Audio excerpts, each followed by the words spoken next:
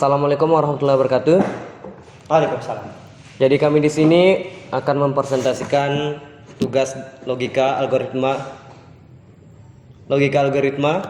dari Pak Agus Jayadi. Jadi alangkah baiknya sebelum kita mempresentasikan, izinkan kami untuk memperkenalkan diri dulu. Perkenalkan, nama saya Alexander Sadiputra dan saya sebagai moderator. Di samping kanan saya Muhammad Adrian sebagai pemateri. Saya Aldiansyah sebagai pembantu pemateri. Saya Anissa Bahar sebagai anggota. Saya Nino Agustina sebagai anggota. Sekian perkenalan dari kami. Untuk selanjutnya akan dijelaskan oleh pemateri kami. Baik, ini merupakan diagram alur dari pasti terjual.com atau kita sebut dengan flowchart. Nah, ini merupakan simbol-simbolnya. Nah, kemudian yang pertama itu adalah start. Jadi di bagian start ini itu kita sebut namanya terminal untuk memulai aplikasi. Nah, saat Anda memulai aplikasi maka akan muncul tampilan produk. Nah, tampilan produk tersebut akan disimbolkan seperti display. Nama simbol ini namanya display. Kemudian ada cari produk, ketersediaan produk tersedia, pilih beli, nama ini alamatnya, ada metode pembayaran, transfer, kemudian transfer terkonfirmasi dan sampai end. Nah, jadi di sini saya akan menjelaskan yaitu maksud dari simbol-simbol dan kenapa dalam simbol tersebut diisi kalimat-kalimat yang seperti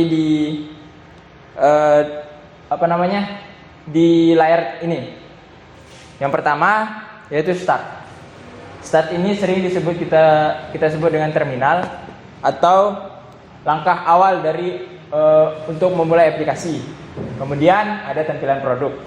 Nah, tampilan produk ini dilambangkan dengan lambang yang kita sebut dengan display. Nah, di sini nanti terdapat berbagai macam produk, baik itu elektronik atau segala macamnya. Cuma di sini kita tidak menggunakan jajar genjang. Kenapa? Karena di sini bentuknya umum.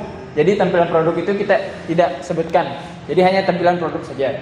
Kemudian jika teman-teman atau user ingin mencari produk, maka dia akan mengklik kolom atau klik kolom cari. Nah, di kolom cari tersebut kita melambangkannya dengan persegi karena untuk mencari suatu produk itu kita memerlukan proses. Nah, jadi selanjutnya jika produk itu tersedia atau tidak tersedia, maka dia akan dilanjutkan dengan kolom berikutnya atau simbol berikutnya, yaitu simbol belah ketupat. Nah, di simbol ini dia ada dua pilihan, ya atau tidak. Nah, maksudnya ya atau tidak itu misalnya produk yang Anda cari itu tersedia, maka dia akan lanjut ke bagian pilih beli. Kemudian jika tidak tersedia, maka dia akan lanjut ke bagian atau kembali ke halaman sebelumnya, yaitu halaman cari. Nah, kemudian setelah produk tersedia, misalnya di sini kita kembali ke produk yang tersedia. Nah, dari produk yang tersedia ini kita pilih beli. Kemudian produk yang Anda beli tersebut akan dimintai alamat untuk penerimanya. Nah, kemudian dari kolom sini kita lanjut ke simbol berikutnya, yaitu simbol jajaran genjang. Nah, simbol jajaran genjang ini sering kita sebut dengan simbol input. Nah, di sini kita bisa menaruh atau menuliskan nama penerima, isi alamat pengiriman, nomor telepon, kemudian jenis-jenis kurir pengiriman yang dipilih. Kemudian selanjutnya akan dilanjutkan ke bagian metode pembayaran. Nah, di sini merupakan tampilan pilihan metode. Kemudian setelah tampilan pemilihan metode akan lanjut ke bagian jajaran genjang kembali. Karena kenapa bisa lanjut ke jajaran genjang kembali? Karena di sini merupakan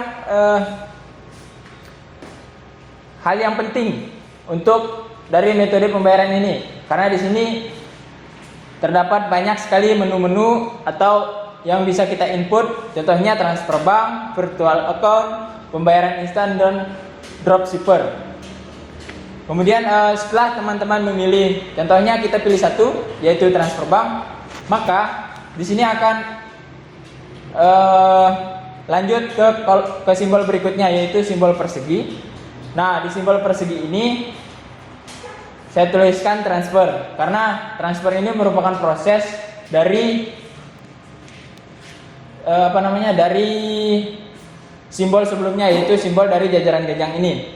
Kemudian lanjut ke konfirmasi pembayaran. Nah, setelah dari konfirmasi pembayaran, jika teman-teman selesai menggunakan aplikasi, maka dia akan berhenti di konfirmasi pembayaran dan bisa keluar. Atau jika teman masih menggunakan aplikasi, maka dia akan kembali lagi ke tampilan produk dan mengikuti proses atau alur dari aplikasi yang user gunakan.